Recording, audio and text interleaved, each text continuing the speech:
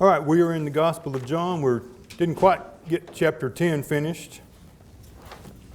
Chapter 11's, like Dr. Lipe had mentioned, a little bit of a longer chapter. This last little bit here, let's see, where did we stop there?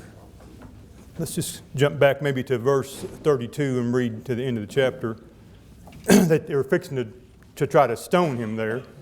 And so he has a question for him. Many good works I have shown you. This is verse 32 of chapter 10. Many good works I have shown you from my Father. For which of these do you stone me? The Jews answered him, saying, For a good work we do not stone you, but for blasphemy, and because you, being a man, make yourself God. Jesus answered them, Is it not written in your law, I said, you are gods? If he called them gods to whom the word of God came, and the scripture cannot be broken, do you say of him whom the Father sanctified and sent into the world, you are blaspheming because I said, I am the Son of God? If I do not do the works of my Father, do not believe me. But if I do, though you do not believe me, believe the works, that you may know and believe that the Father is in me and I in him. Therefore they sought again to seize him, but he escaped out of their hand. And he went away again beyond the Jordan to the place where John was baptizing at first, and there he stayed. Then many came to him and said, John performed no sign, but all the things that John spoke about this man were true, and many believed in him there. So we got that maybe a difficult somewhat passage there where he makes reference to, I guess it's Psalm 82 is written, you are gods, talking about the judges, I believe, in that section. So he's saying, if that was said of the judges, what about me? What about me when I'm doing these works as the Son of God, who God sent into the world? And there may be an unfamiliar passage, that he was pulling out of the Psalms there. But I told Dr. Lipe, I said, to me, the thing that impresses me is, the Scripture cannot be broken. He said, yeah, but that's not the point, John. That's which I get it. But that is something I think we should get from that passage. The Scripture cannot be broken. If there's a prophecy in the Old Testament, guess what? It's going to happen. It is going to happen. But the emphasis, is that he gave them that designation for whatever reason there in the Psalms. And here we have the actual Son of God with actual power, with actual authority. And he says, I'm just saying who I am. And he's got the works. Believe the works. Believe the works. You watch this Penn and Teller show where they try to fool them, and those are magicians. Some of them pretty good, really good. Saw this one guy with no hands. I mean, he had little stubs on the end of each arm and did card tricks, and he was really good. But it's not magic, is it? None of them are really doing magic. All of it is a trick. But what Jesus did, those weren't tricks. They were verifiable miracles. Remember, even his enemies were like, we don't know what to say. They couldn't dispute the works. They couldn't dispute the miracles. And what does John call them in his gospel? He calls them signs, right? Like, here's your sign. The sign gives you direction. You're pointing to something, pointing to Jesus, that this is not some ordinary person. This is the Son of God. John, I've often been amazed by the stubbornness of man. In Acts 4:16, we find out that Peter and John have just performed miracles. And here's what the jury is, or the people that are persecuting them, says. What shall we do to these men? For indeed, a notable miracle hath been done by them, is manifest to all them that dwell in Jerusalem, and we cannot deny it. Why in the world are we so stubborn that when it's put there in front of our faces, we just don't see it? They see the miracle and still denied what it was testifying to. And that was what the purpose of, what is a miracle? Let's start there. Supernatural. Yeah, it's something beyond what is possible by the laws of nature, right? Something that has exceeded that, and nature can't explain it. We use it a little bit differently sometimes. We'll see a baby born, it's a miracle. Well, no, not really. I mean, it's wonderful, don't get me wrong, but a baby being born is not a miracle. Someone walking on top of the water, unless that water is frozen, that's a miracle. It is really, I mean, I agree with Elon. However, when I have watched magic shows, and it is really hard to tell that it's that it's not, that they're doing some trick. Even the walking on the water, these YouTube things where they put glass steps in there that you can't see, and it looks just like the guy's walking on water. But obviously, you could go and touch it and see it if you were there in person. And so anyway, it is. I want to say I have an inclination, obviously, to dismiss everything I see as not the magic. Right. But, To Elon's point, people believe what they want to believe. And the Jews did not want to believe that Jesus was the Son of God. So they did. It's pretty much no matter what he said or did. Right. They just were not going to believe it. He wasn't their kind of Messiah. Larry? They fit their narrative, it's what they wanted to believe, so people are still like that. Yep. I don't know, I just happened to pass that Penn and Teller show and whatever, but it's like everyone that they had people performing magic acts, but each one of them would say at the end of the act, but in other words, Penn and Teller knew how that trick was being pulled off. Yeah. But they wouldn't tell, but they did know how the trick was being done. That it wasn't supernatural, it was natural. And if you want to be a magician that gets in trouble, tell people how you do your tricks. Yeah. That'll get you in trouble in a hurry. So they're trying to stone Jesus because of blasphemy. This is a real thing here. And I don't know about his escape in verse 39, if that was a miracle there, or if he just bobbed and weaved a little bit and got out of their way. We're not really giving the details there. But his life was in danger because he leaves. He leaves, and we'll see in chapter 11, they're like, "You're going back? You sure you want to do that, Lord?" And so his life was in danger. And he's teaching this. It is a little confusing that there's a couple of Bethanies. This is Bethany, and it's specified that it's Bethany beyond the Jordan. And then there's the other Bethany when we have the same problem. I grew up in Clarksville where there's more than one Clarksville, right? When the Beatles sing "The Last Train to Clarksville," that wasn't the Clarksville they were talking about. So they have multiple towns with the same name. There's a lot of Smithvilles and other little villes that we use. So Jesus gets out of town. I think I had in my notes maybe it was 3 to 4 months until it'd be the Passover, till it would be his crucifixion. So that's about how long he has left. Let's see, and I had a note here from the commentary. Let me read this real quickly. This is page 456 if you have yours with you. Verse 42, as we end that chapter, says, "Many believed in him there." And this is, I think, Guy N. Wood's citing this. "John, by his faithful preaching, led these people to Christ." Here, incidentally, is the acid test of all worthwhile preaching. Does it lead people to Christ? If not, however eloquent, learned, and articulate the speaker, the effort is a failure. The only proper design in preaching is to prompt people to believe on and be obedient to Jesus. I think that's well said. Well, chapter 11, I debated about just reading this big section. It is rather long, and I doubt that we will get to the end, but let me read to a point. I'll just read it because I've got the microphone going here. Let's read chapter 11, starting at verse 1.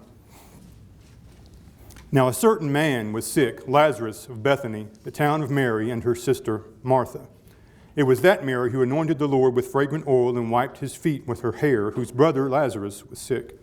Therefore the sisters sent to him, saying, 'Lord, behold, he whom you love is sick.' When Jesus heard that, he said, 'This sickness is not unto death, but for the glory of God, that the Son of God may be glorified through it.' Now Jesus loved Martha and her sister Lazarus, and her sister and Lazarus. So when he heard that he was sick, he stayed 2 more days in the place where he was. Then after this, he said to the disciples, 'Let us go to Judea again.' The disciples said to him, 'Rabbi, lately the Jews sought to stone you, and you're going there again?' Jesus answered, 'Are there not 12 hours in the day? If anyone walks in the day, he does not stumble because he does because he sees the light of the world. But if one walks in the night, he stumbles because the light is not in him. These things he said, and after that he said to them, Our friend Lazarus sleeps, but I go that I may wake him up. Then his disciples said, Lord, if he sleeps, he'll get well. However, Jesus spoke of his death, but they thought that he was speaking about taking rest and sleep. Then Jesus said to them plainly, Lazarus is dead, and I'm glad for your sakes that I was not there, that you may believe. Nevertheless, let us go to him. Then Thomas, who is called Didymus, said to his fellow disciples, Let us also go, that we may die with him. So when Jesus came, he found that he had already been in the tomb 4 days. Now Bethany was near Jerusalem, about 2 miles away, and many of the Jews had joined the women around Martha and Mary to comfort them concerning their brother. Then Martha, as soon as she heard that Jesus was coming, went and met him, but Mary was sitting in the house. Then Martha said to Jesus, Lord, if you had been here, my brother would not have died. But even now I know that whatever you ask of God, God will give you. Jesus said to her, Your brother will rise again. Martha said to him, I know that he will rise again in the resurrection at the last day. Jesus said to her, I am the resurrection and the life. He who believes in me, though he may die, he shall live. And whoever lives and believes in me shall never die. Do you believe this? She said to him, Lord, yes, Lord, I believe that you are the Christ, the Son of God. Went out there, who is to come into the world. And when she had said these things, she went her way and secretly called Mary, her sister, saying, The teacher has come and is calling for you. As soon as she heard that, she arose quickly and came to him. Now Jesus had not yet come into the town, but was in the place where Martha met him. Then the Jews who were with her in the house and comforting her, when they saw that Mary rose up quickly and went out, followed her, saying, She is going to the tomb to weep there. Then when Mary came where Jesus was and saw him, she fell down at his feet, saying to him, Lord, if you had been here, my brother would not have died. Therefore when Jesus saw her weeping, and the Jews who came with her weeping, he groaned in the spirit and was troubled. And he said, Where have you laid him? They said to him, Lord, come and see. Jesus wept. Then the Jews said, See how he loved him. And some of them said, Could not this man who opened the eyes of the blind also have kept this man from dying? Let me stop there. A familiar section of Scripture, I think, but very rich with details about Jesus. So if we look back a little bit, we go back to the sign of the 5,000, breaking bread and feeding 5,000 people. Talking about tricks, I mean, maybe you could say, well, maybe the disciples had their robes full of bread, 5,000 people. I mean, they would have, even the Michelin man couldn't have held the bread loaves to try to make it, to pretend to do a miracle. Where would you put bread for 5,000 people? It was a miracle. And the point of that then is followed up by Jesus saying, I am the bread of life. I am the bread of life. What about the man that was born blind? This wasn't like something that was ever healable by their medicine. Sometimes it even makes the news if one of our doctors is able to do a surgery or somehow restore sight to someone born blind. A lot of times it's like, nothing we can do. You ever hear the doctor say that? And you're thinking, all our instruments and all our technology, and you're like, nothing we can do. Sometimes it can't be healed. But you see, that if it's a miracle, if it's supernatural, physical limitations don't really matter, do they? It doesn't matter what's wrong biologically with their sight. It doesn't. If Jesus wants that miracle to happen, guess what? It's going to happen. And so whatever that man's diagnosis was, it doesn't matter. Jesus said, receive your sight. And he follows it up with, I am the light of the world. So this one, of course, we've got Lazarus who has died. It's happened to all but a couple of people through time, right? But he says, I am the resurrection and the life. Jesus says, I am. The power is in Jesus. You could think about other people that have been raised from the dead. There's a few in the Old Testament. In the New Testament, you've got Jairus' daughter. That's in Matthew 9, I believe. And then there's the widow's son in Luke 7. And you've got Lazarus. Of course, Jesus himself will rise from the dead. Jesus is the exception in that he didn't die again, right? All these others died again. So there are 7 signs or 7 miracles in Jesus, and this will be use a fancy word, it's the penultimate one, right? It's the last one, not counting his own resurrection from the dead. And maybe it's the best one. I mean, it seems a little odd that the feeding the 5,000 is the only one that's in all the Gospels. That wouldn't be the one I probably would have picked. The feeding a bunch of people. Maybe I'd have put Lazarus. The raising of Lazarus is not in the other Gospels. It's not in Matthew. It's not in Mark. It's not in Luke. We might say this is the best one. Where is it at? Why is it not in, we call them the synoptic Gospels, the ones that are similar, synoptic or similar. Why is it not in the other Gospels? What do you got? Tell me something, Bruce. Why'd they leave it out? I didn't want them in there. It's the way God wanted. That's a good answer. I like that. I think most scholars recognize that John was written a little bit later than the other Gospels. Who do you think might still have been alive when the other Gospels were written? Lazarus might still have been alive. What do you think that might have done to Lazarus' outlook on life as far as the Jews were concerned? It might have put like we say in the Old West, might put a price on his head, right? You mean the second time after he'd been raised, Right. he would have been still alive? Yeah, I mean, we even see here in John, the Jews wanted to kill him because of the obvious sign that he had come back from the dead. So we reach the point, where you got to say, and we can just start now, was Lazarus dead? It's either a miracle or it isn't. And we look in the newspaper, man,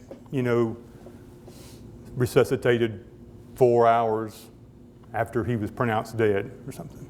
So was he in a coma? Maybe they just couldn't detect it. He had a real low heart rate. What about Lazarus? Was he dead, Doug? What do you say, Dr. Doug? Jesus said to them plainly, Lazarus is dead.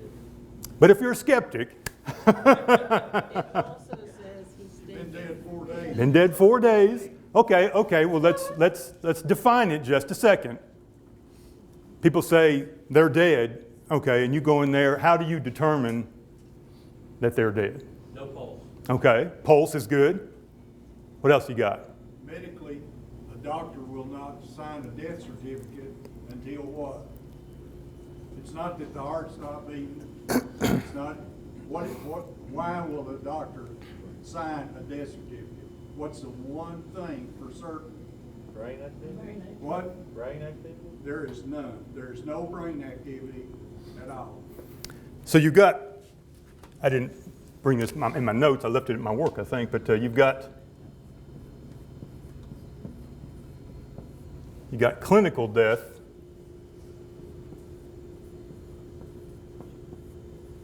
and biological death. The clinical death can kind of be pretty soon. Like when you quit breathing on your own, when your heart quits beating on its own, they could pronounce you dead then, couldn't they? They'd say, well, you're dead. So what kind of death did Lazarus have? Biological death. He did, but how do you know? Well, like she said a minute ago, the decomposition had started. There was She was worried about that, but we didn't actually sniffle anything. The thing is, when he come out though, they had unwrapped him. Yeah. So he was bound in the death gauze for 4 days. So I looked up a few things on the internet, so they must be true. I love saying that. I don't know why that is. So there was, back in 1981, as you all remember, the Uniform Determination of Death Act, or UDA. And it was accepted by the American Medical Association and defines death as sustaining either irreversible cessation of circulatory and respiratory functions, heart quits beating, you quit breathing, or And Larry said it, irreversible cessation of all functions of the brain, including the brain stem. Again, it was in my notes that I didn't bring with me. But I thought it was funny. Somebody said that the heart is not so much an employee of the body as more like a subcontractor. The heart is kind of funny. It'll keep going after you're kind of gone, right? And sometimes they have to make determinations, and that's a good thing. I mean, you want your heart to keep going, right? If it ever stops, you're in trouble. But that's why they can do things like a surgery where they can move a heart from one person to another. Because the heart's like, I don't care, just give me blood and I'll do my thing. And it's got to pump while you sleep, right? It's got to adjust for your activity level. It's got to keep going, or you stop. So the heart's got to be going. You got to be breathing. Okay. Let me Jim Bell you for just a minute. Did Jim Bell die on that stage during the band concert? No. If you go by the breathing and respiration, they might say we brought him back. You might hear the EMT say something like that. What do they mean by that? Well, he had stopped breathing, heart had stopped, and so they get out, and we get the paddles out right because the heart has stopped. So how long can you go back and do that for? What if Jim had laid there for 30 minutes? Would they have been able to bring him back? And why not? That's like the thing, if you start CPR, how long do you have to keep doing it? You better keep doing it till the heart's beating on its own.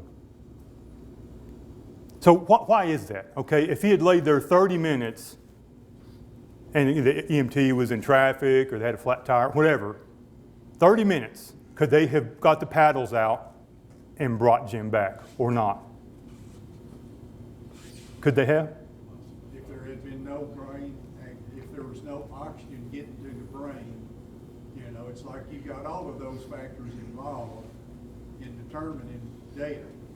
I know when I read Light's commentary, he basically mentioned that the Jews believed that it was like your spirit hovered over your body when they thought you were dead.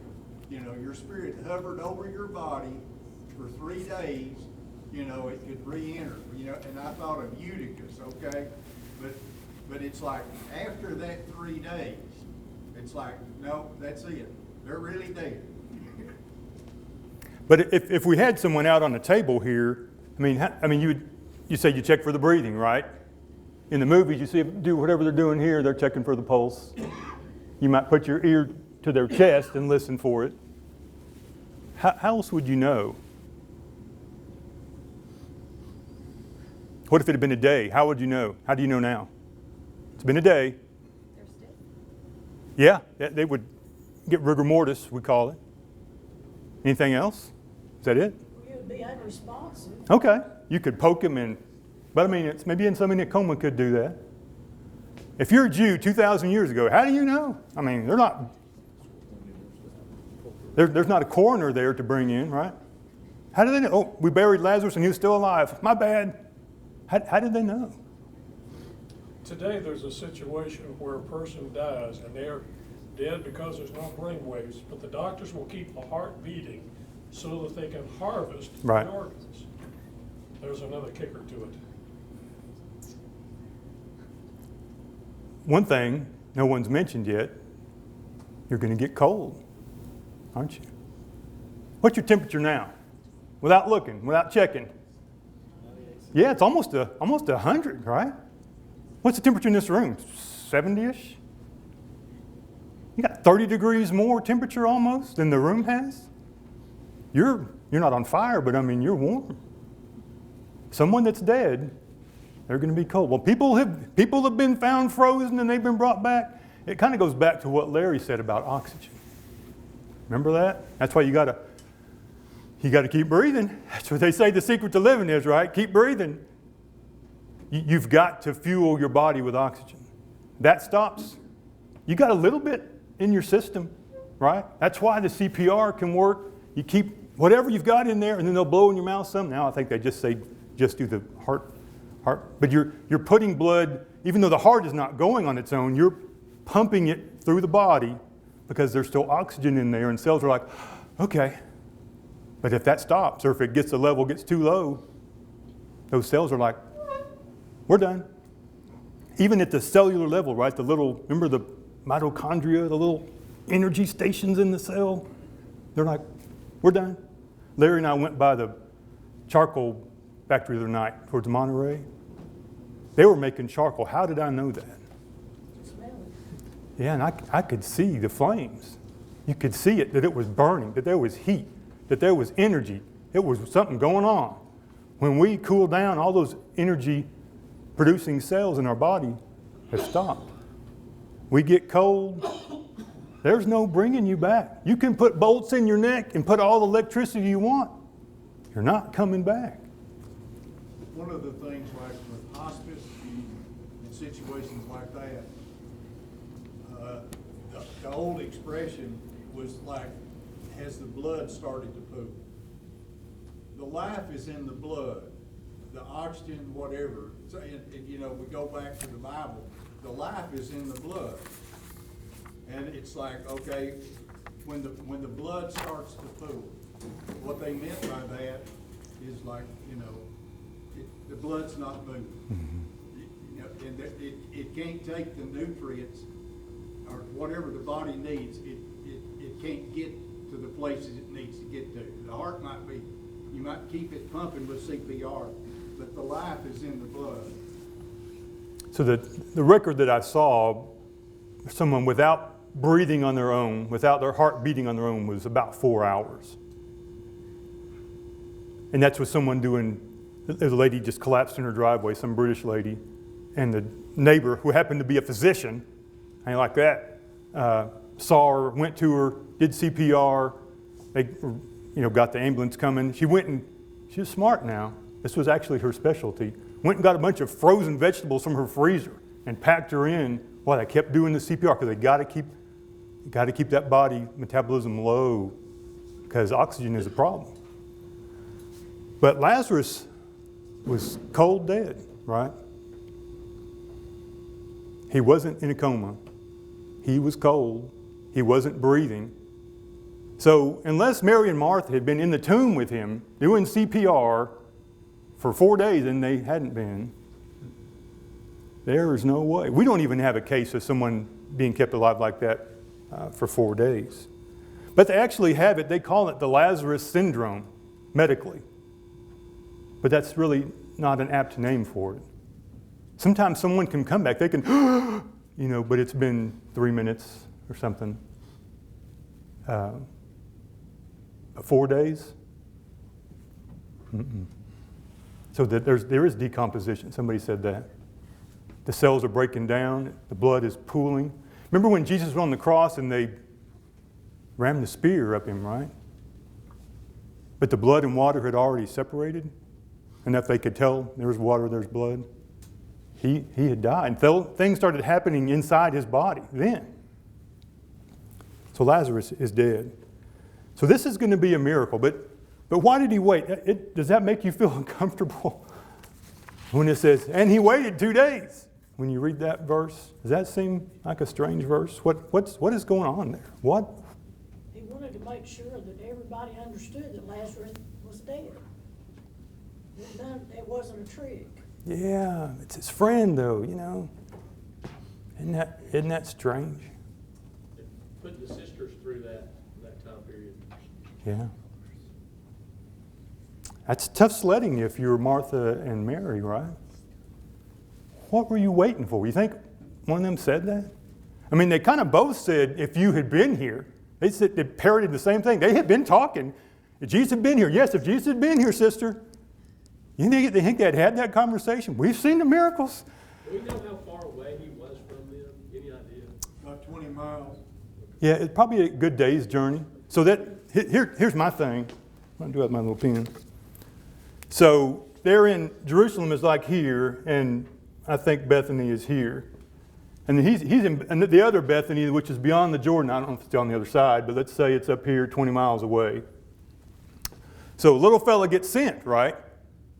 That Lazarus is sick. Oh, Lazarus, he's sick. Can you? It wasn't a letter, right? They sent a little person. It goes up here 20 miles, so that's 1 day. Jesus waits 2 days. So here's a day, here's a day. Here's 1 day, 2, 3. Wow, those are terrible. And then he takes a day back, which is the 4th day. So when did Lazarus die? The ones that were sent to him, they didn't know Lazarus was dead. Lazarus But- was sick. I think it was like in the old Westerns, right after they went out the door, Lazarus was dead. They didn't know that. Christ knew it. But if it's 4 days, you see that? If you got 2 days while he's waiting, wow, I can't make it 2.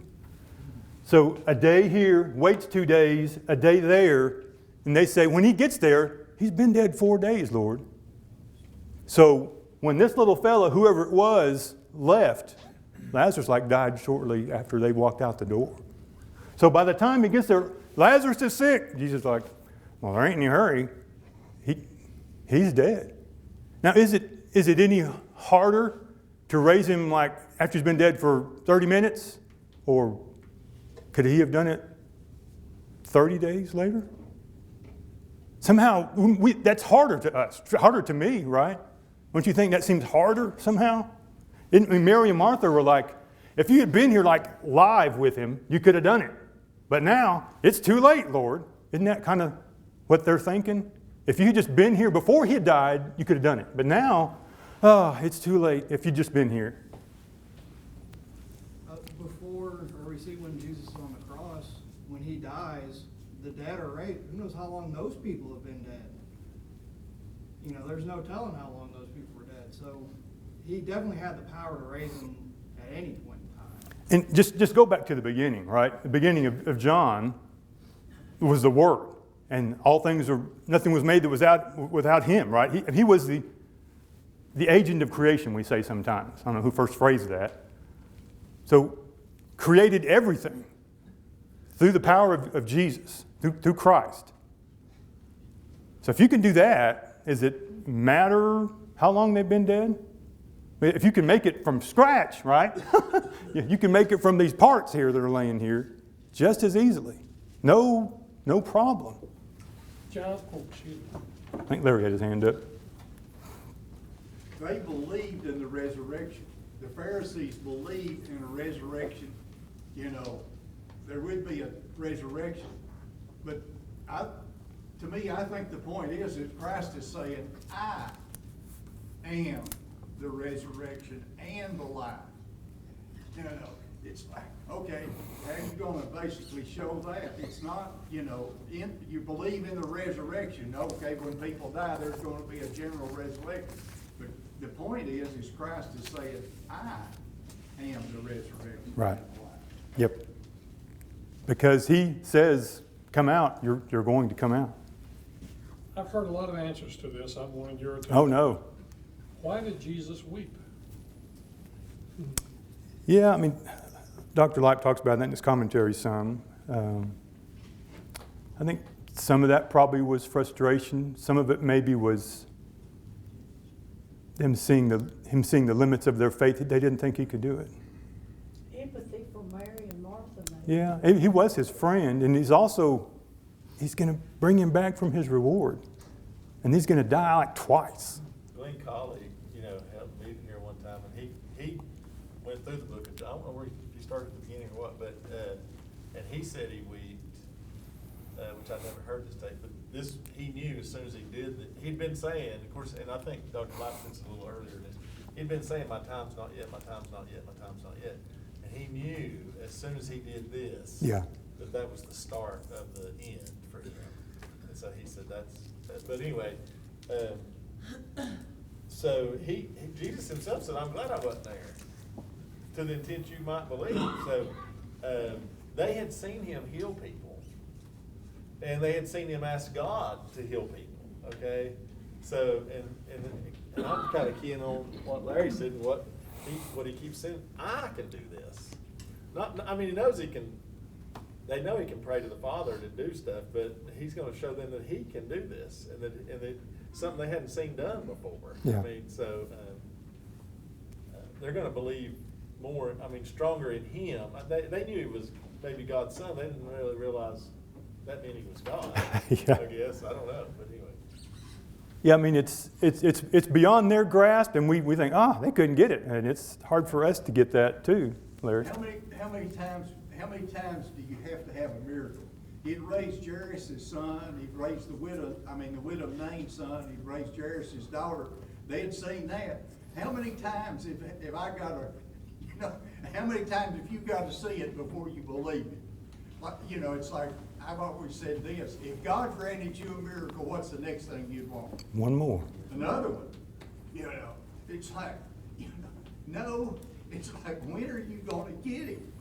And, it's them showing their humanity when, after the crucifixion, what did they think? The apostles. So They It's over. doubt. They're like, it's over. Yeah. They doubt. Yeah. Even though he had said, they told him, coming back after 3 days, I will rise again. But he even predicted that there'd be some great signs. Let's see, where is this passage at? John chapter 5. This is 25 to 29. Jesus is saying, most assuredly I say to you, the hour is coming and now is when the dead will hear the voice of the Son of God, and those who hear will live. For as the Father has life in himself, so he has granted the Son to have life in himself, and has given him authority to execute judgment also, because he is the Son of Man. Do not marvel at this, for the hour is coming in which, if you don't mark in your Bible, you need to mark this one. Please mark it. All who are in the graves will hear his voice and come forth. Those who have done good to the resurrection of life, and those who have done evil to the resurrection of condemnation. He's kind of predicting, fixing to do something. It's going to be here in just a little bit. And here he is in John chapter 11. He's going to raise someone from the dead. It's kind of interesting that the Pharisees did believe in a resurrection. The Sadducees didn't. So they kind of sidestepped making the whole Lazarus thing an issue. They went to tearing down the temple and rebuilding it. They didn't really want to go with the whole resurrection thing because that got the Sadducees and the Pharisees on the wrong side of the table from each other. And so they didn't really, but together they bonded over getting rid of Jesus. So we've got Jesus hearing, Jesus waiting, and he's going to go, and we've got, who chirps up? He says, time to go to Jerusalem. They're like, were they going to stone you? Who chirps up? Thomas? What does he say? Yeah, let's just go. Everybody, calm down, it's all right, let's go. We'll die too. I mean, he's pretty sure the Jews are going to, as soon as they get into town, Nolan Ryan on them. But he's going anyway. Doubting Thomas, he's going anyway. But he's doubting, he's going anyway. Give him some credit. He didn't understand. And maybe he limited Jesus' ability for things to get done, that he said we're going to get done, but he went anyway. Anyway, I like Thomas. Doubting. What does Didymus mean? Say it. The twin. So, you ever wonder where his twin was at? Did he ever get the gospel to his twin? Did he ever convince them? Interesting. Anyway, I'm just thinking about that. So he says, if he sleeps, he'll get well. They were thinking, maybe Lazarus is in one of those comas. I don't know if they called him a coma back then. But he says he's asleep. And that's pretty common in the New Testament. And I don't know how many graves somewhere on there says asleep in Jesus. That's just what Jesus says. He's sleeping. And I'm going to go wake him up. Maybe that's a nice way to think about it. That's the way Jesus is thinking about it, isn't it? They're asleep, but I can wake him up. No problem. He didn't put that in there, but it's in there. No problem. All right? He can wake him up. So Jesus comes to town. He had told them Lazarus is dead, said, for your sakes, I'm glad I was here, And he comes. He's been in the tomb 4 days. So again, right after the little fellow left, Lazarus is gone. So why are they still doing the funeral when 4 days later? Super extended visiting hours. That was pretty much the custom back then, to do like a week-long thing. Right? Every culture has their custom. Again, I was in Alabama and at a funeral, and I wasn't in a casket. I was like, man, where's the casket at? You know, and so then the funeral guys march down to the front, and we all stand up, and like, what are we standing for? And then they wheel the casket down. And then when we're done with the funeral, they wheeled it back up. I was like, man, that's weird. But that's just a custom, right? Their custom was to mourn for a week. And so Jesus comes. They're supposed to bury their dead though right away. Yeah, but they're still mourning. Yeah, he's in the tomb, right? And even our own customs, like, well, I mean, you give flowers because of the goodness of your heart or whatever, but why did that start? To cover up the smell, right? Now, it doesn't really smell with the embalming, I guess. Alan could answer that, but that's why that started. So here we've got Jesus coming to town. He's in the tomb 4 days. Bethany was near Jerusalem. It's a couple of miles. There's the other Bethany. It's called Bethany beyond the Jordan, but this is the little short Bethany. And it's many of the Jews had joined the women around Mary and Martha to comfort them concerning their brother. And so it's, they had their traditions on how they would mourn and wail and what have you. But I think he doesn't go into the house. Does that seem odd to you? Why does he not go into the house where they're at? Well, she came out to meet him first. She did. Was it Mary or Martha? Martha. Martha came first. She's like watching the road for him. She knew it was going to be about a day, so she's like, he should be here. I mean, he should be here. And first thing, if you'd just been here, he wouldn't have died. And that's where we get into this conversation about, and she even says, I know whatever you ask of God, God will give you. And Kaufman has some interesting things in his commentary. Did Jesus ever do a miracle without praying to God first? I don't know. I hadn't looked at all of them. I think that's an interesting study to just look at. Did he need to pray to God before he did the miracle? I don't think so, but I think it's like a continuous, I'm under the Father's authority. I can do it, but I'm under your authority by your will. I'm asking you, let this happen. Interesting study, anyway. She says, I know whatever you ask of God, God will give you. But I know she means that, but when it comes to the grave and let's roll the stone away, she's not really there, is she? She's like, yeah, but don't uncover the grave, Lord. I know you prayed just now and everything, but don't do that. Was she worried he's going to be embarrassed? Maybe he couldn't do it? I don't know. I don't know where she is right there. But he says, your brother will rise again. She's like, I know. I've heard that. I've heard the resurrection thing. Last day, there'll be a resurrection. And Kaufman was saying, there is some end times teaching in the book of John. Here you go right here. Sometimes John is criticized for not having anything about what happens next. He says, well, here you go. Martha is saying, I've heard the teaching. He'll rise again in the resurrection at the last day. There'll be a last day. There'll be a resurrection. They're all coming out. And John 5 says the same thing. And then this powerful statement, I am the resurrection and the life. He who believes in me, though he may die, he shall live. Doesn't mean Christians won't die, does it? It's not what that means. But ultimately, it won't matter. Lazarus died, got put in the grave, had the funeral. But that didn't matter. If Jesus says, come forward, he came forward. There's not a big market for rent-a-graves, is there? Because you go in and you don't get back out. Lazarus could have used one. Jesus could have used one.